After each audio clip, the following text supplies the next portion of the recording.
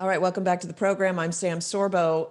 Again, thank you for joining me on mojo50.com. If you're listening to the podcast or to the radio, that's obviously where you found me. But I'm also on YouTube, so don't forget to go over to my YouTube channel. Please subscribe, share with your friends, and then understand that some of my fantastic interviews I'm putting up behind a paywall over at locals.com. So you can join me there, join our community. Sorbos.locals.com, where Kevin and I will be putting up some.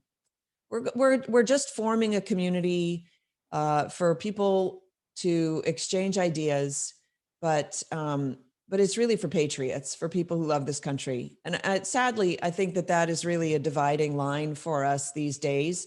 I'm not happy about it. But I'm now hearing other people reiterating my same hesitations that I have. I posted a video a little while ago of an interview with a gentleman who was arguing that, left and right really just need to come together and get along and understand that we have much more in common than what separates us. And I had to push back on him a little bit because I have a feeling we have a lot more that separates us than we can overcome. And the reason that I say that is because the evidence points to the Democrat Party. And by the Democrat Party, I'm speaking primarily about leadership. So when I meet somebody who claims to be a Democrat, I would rather assume that they are misguided or ignorant than that they are evil. But the leadership of the Democrat Party is openly touting a system of government that seeks to enslave people. And I view slavery as evil. And there's no way to sidestep that. And I also know that socialism is anti-American. And in fact, a lot of what they do as Democrats is against America, is pointedly against America. And so for that reason, I struggle with this idea that that we can find common ground. It's like if you've been kidnapped with a murderous tyrant, can you find common ground? Wow, that's quite the analogy. Okay. I guess I'll just let that mic drop. We'll just let that sit there for a little bit. Maybe I'll get back to it. So guess who just broke out of quarantine? Come on, this is funny.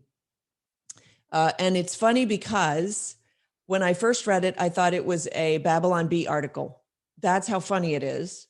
And yet it wasn't a Babylon Bee article. It was an article in the Wall Street Journal. Michigan woman defies state travel advisory. A Lansing resident sensibly visited a vaccinated father who lives in Florida, where protection of seniors is prioritized, by the way, because of our wonderful governor, Ron DeSantis, who we adore, who is a very clever man. And then it shows a picture of Gretchen Whitmer. Come on. She's the governor of Michigan. She's the one who put in all of the do not travel advisories and told everybody stay home, don't leave your homes, don't travel. She broke quarantine to go visit her daddy. And who can blame her? But this is such a classic case of do as I say, not as I do. I'm above the law. I'm allowed. How do Michigan people talk? Is it kind of like that? I think she's sort of nasally. At least one Michigan resident has had it with the state's seemingly endless series of aggressive and ineffective ineffective restrictions and recommendations against individual liberty. And she just might inspire a nationwide revolt against COVID rules that continue to burden citizens in many states, even after the administration of more than 213 million vaccine doses nationwide. And we'll get to some of the vaccine information in just a bit, hopefully. David Eggert reports this on the Associated Press. He talks about the plucky Michigander who was not about to let misguided state policy deny her a chance to visit a cherished family member. No, no, no. Gretchen Whitmer, resident of Lansing, appears to have hit her personal lockdown limit sometime within the last several months, and haven't we all? But what's especially encouraging about her rejection of the Michigan COVID policy is that she is its principal author. And that's on an AP report. So she traveled out of state more than a month ago, by the way. This isn't like new news. This is just, they're catching up with the old news. So it was more than a month ago. So she can't claim, well, I was planning to lift restrictions, tomorrow or something. No. She just took off, even though she told other people, you can't do that. She's another Newsom. And this is the problem. These are the people touted by the Democrat Party to be great leadership. Cuomo, Newsom, Whitmer. These are the people of the Democrat Party. This is why I started this segment by saying, I don't know if there is common ground. We believe in God. They believe they are God. We believe that we shouldn't be killing babies in the womb. They believe we should be killing babies not only in the womb, but outside the womb. And, we said this in the, I didn't say it. One of the interviewees in the film Leaders for Life says it. And by the way, you can go to leadersforlifefilm.com and you can order a DVD. They're only $13 and he'll ship it to you. Nothing fancy, but you can get a DVD of the movie and share it with your friends and watch it. And it just got great reviews. People love the movie. They are very moved by it. And I'm very proud of it, frankly, because Frank's the name of the director. You can go to the website and he's selling them, and all the proceeds go to basically replenish the bank, because he put all of his own money into the movie, almost all of his own money into the movie. I came in late and he did just a phenomenal job. And so I just want to support him. So leadersforlifefilm.com. I'm looking into streaming it on our website, which we are currently revamping. So hopefully you'll have a chance to see it there also coming up soon. Especially because I know there are people out there who don't have DVD players. I get it. We are moving on. House Appropriations Committee Chairman Thomas Albert, a Lowell Republican, said he understands the desire to visit an ill relative, but, quote, I have heard countless stories of heartbroken Michiganders who wanted to visit sick family members during this pandemic and haven't been able to do so. He said, I don't understand how the governor thinks it's okay for her and members of her administration to travel out of state while issuing recommendations to the rest of us that we stay at home. Yeah, right? Come on, folks. Okay, moving on, because this is funny, and it's in the same Wall Street Journal article by James Freeman. Yeah, that's right, James Freeman. The newest sort of development in the anti-Antifa front, these people go through neighborhoods and destroy businesses. And so now Brett Weinstein writes about his wife. He's from Portland, about his wife, Heather, who has come up with a phrase called a "don't hurt me" wall. And that is actually widespread, apparently, especially in the town of Portland, in the city of Portland. So he's quoting a sign that appears on Petunia's bakery. It's a bakery in Portland. Quote, we are a small, women and locally owned business. Quote, we are struggling like so many of us in this hard time and love our community. Please don't cause us any damage. It's a "don't hurt me" wall. And they're literally like defacing their businesses in order to save them. Please don't hurt me. He writes that negotiating with vandals has become an essential skill. Indeed, Portland is full of signs in windows and on lawns pleading with anarchists to move on and hurt someone else. These residents know they cannot depend on the police to either prevent crimes or arrest those who commit them and who can't manage to come together and face down a small but violent mob of misanthropes. I mean, it's just pathetic. I'm so sad about that.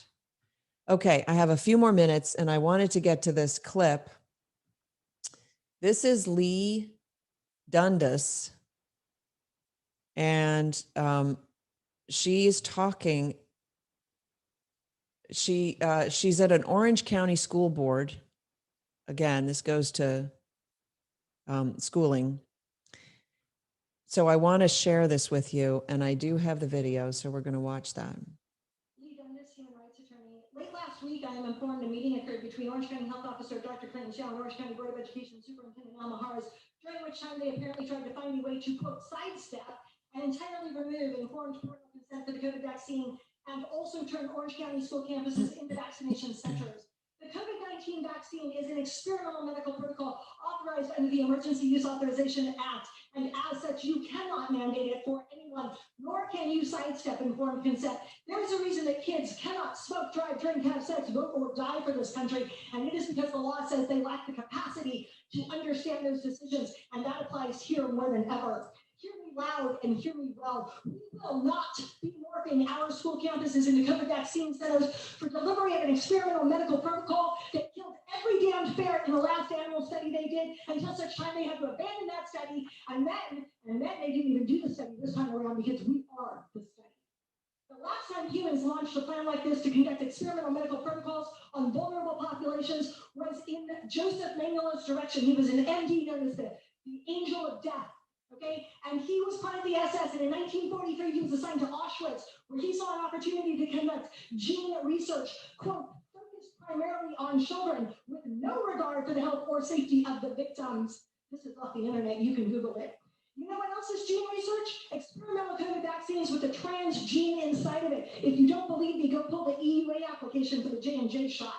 I come from a long line of Eastern Europeans, Hungarians, and Romanian groups that fled the persecution of the Red Terror communist death squads in the early 1900s, and those of us who didn't make it to America ended up facing the Nazi death squads in the lesser-known Holocaust that was the Romani Holocaust. There is a... All right, so you get the point. She's on fire, and what they're doing with this vaccine is there's a lot of controversy about the vaccine, and I don't have to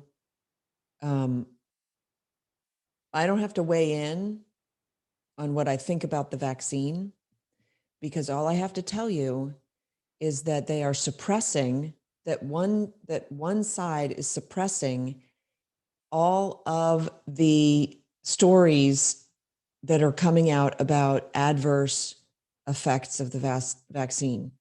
And there's only one reason to suppress those stories. That's the scary thing. Why are they suppressing these supposedly one-off stories? Was it Johnson & Johnson just pulled, well, they paused the vaccine, right? We talked about this last week. They paused it.